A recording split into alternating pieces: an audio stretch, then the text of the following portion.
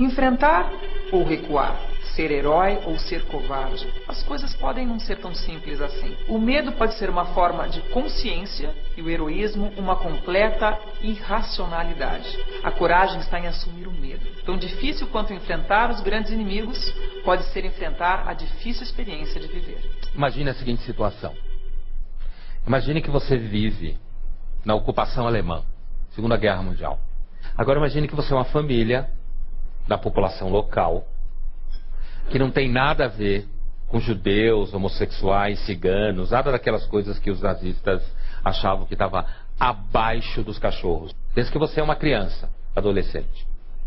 A sua mãe ou seu pai, ou sua mulher ou seu marido, resolve esconder na sua casa um grupo desse tipo.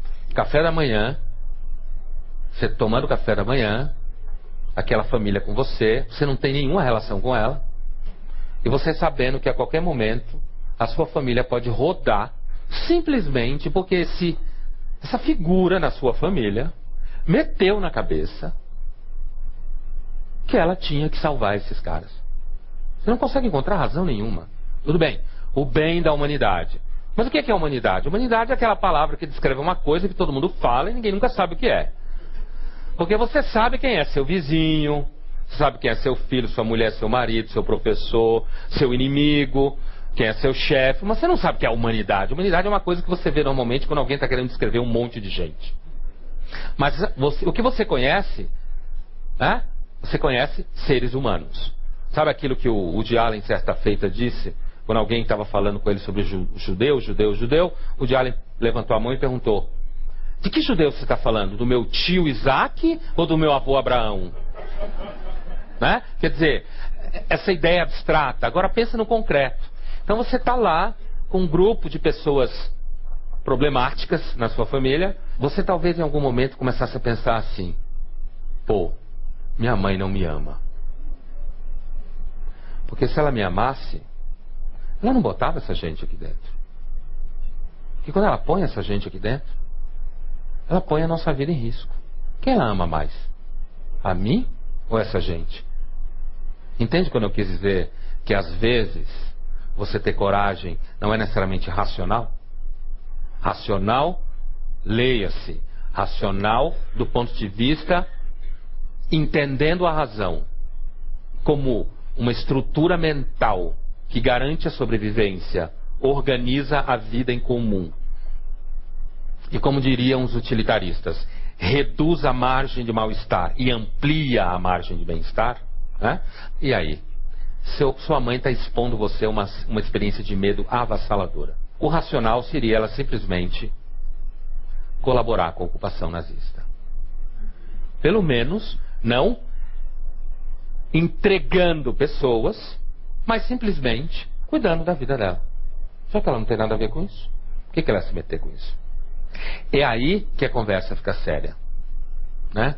É aí que a conversa complica, quando a gente percebe que às vezes, apesar de que a gente cultua a ideia do herói, a ideia da coragem, você não pode associar necessariamente a coragem e o enfrentamento do medo a você se dar bem. Graças a Deus, ou graças à espécie, sei lá, existem seres humanos que conseguem ir além do medo, em situações como essa, né? Graças a Deus existem pessoas que conseguem, mesmo diante de todas as razões para voltar atrás, elas conseguem enfrentar aquilo que a maioria não consegue enfrentar. Mas talvez essas pessoas paguem um preço muito caro. Eu lembro bem de uma filha que falava sobre o pai, e ela dizia que quando ela cresceu, ela perguntou para o pai, depois que acabou a guerra, ela perguntou para o pai por que ele fez aquilo com a família. Por que ele expôs a família àquele tipo de sofrimento? E o pai respondeu para ela: eu simplesmente não podia fazer de outro jeito. Você concorda com essa ideia que a psicanálise tem?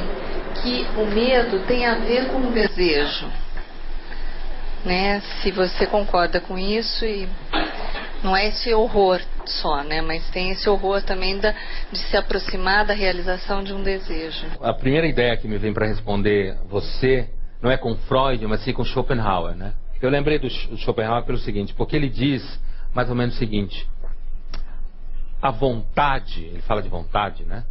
a gente pode, sem entrar numa discussão técnica, filosófica sobre vontade e desejo, a vontade e o desejo tem duas formas de humilhar você. A primeira é nunca deixando você chegar naquilo que você quer. A segunda é deixando você chegar naquilo que você quer. Então, não há dúvida que o desejo, nesse sentido eu concordo com o que você fala, não há dúvida que o desejo é um problema. É interessante porque talvez a nossa cultura contemporânea seja a primeira experiência avassaladora onde a gente confia no desejo. Se você rastrear a filosofia, ou rastrear os grandes sistemas religiosos, mais ou menos assim, um assado, sempre houve dúvidas com relação ao desejo. Sempre houve dúvidas, né? Porque o desejo é uma espécie de cavalo selvagem que você nunca consegue controlar.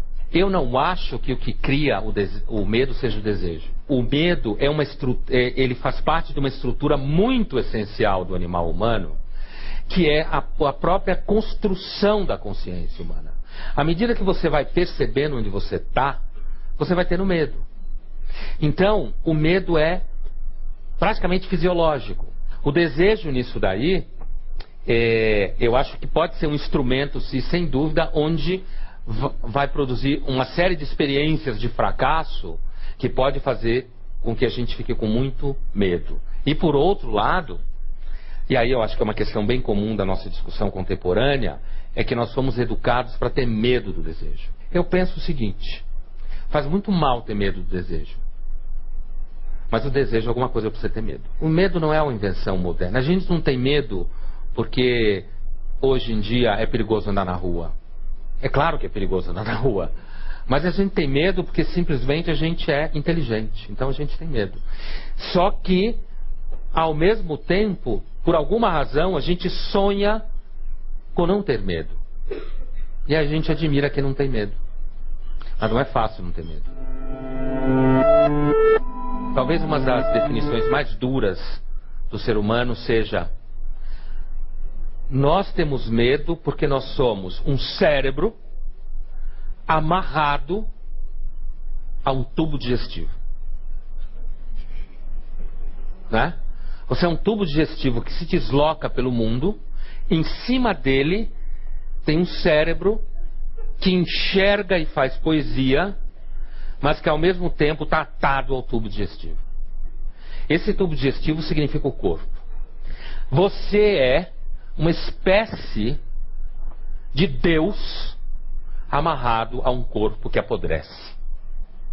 Uma experiência que serviu de matriz para um dos textos centrais da tradição ocidental, que é o Banquete do Platão. Por conta de seus progenitores, Eros é duplo. Da mãe herda a carência, a falta e a busca. Do pai, o poder ou a possibilidade de saciar a fome, suprir a falta, urdir estratégias para satisfazer suas necessidades e seus desejos. No entanto, essa satisfação, que nunca é definitiva, mas sempre provisória, impõe a Eros uma espécie de sino: a de viver a festa de uma fome saciada, de uma falta suprida, de um prazer lúdico propiciado pela estratégia acertada, e a de morrer em seguida, tendo que sentir e recomeçar tudo para novamente viver. Então, assim, quando Platão fala, o Eros é um semideus, é uma figura híbrida entre um deus e uma mortal, e é só assim que existe o amor, Eros, é por quê? Porque o que caracteriza essa figura híbrida é, ao mesmo tempo que ela tem a experiência avassaladora da falta, do fracasso, da carência, do medo, ao mesmo tempo, dentro da chave do Platão, né, ela pressente a existência da plenitude. Ela não sabe onde está, mas ela suspeita. E é justamente porque ela está tensionada entre esses dois extremos, é essa tensão que é o Eros. Então, assim, você está tensionado entre uma experiência de radical falta, radical esmagamento, e ao mesmo tempo uma vocação natural para buscar algo que você não sabe direito o que é, mas você pressente que esse algo é pleno, perfeito, poderoso, que a gente chama de Deus ou deuses.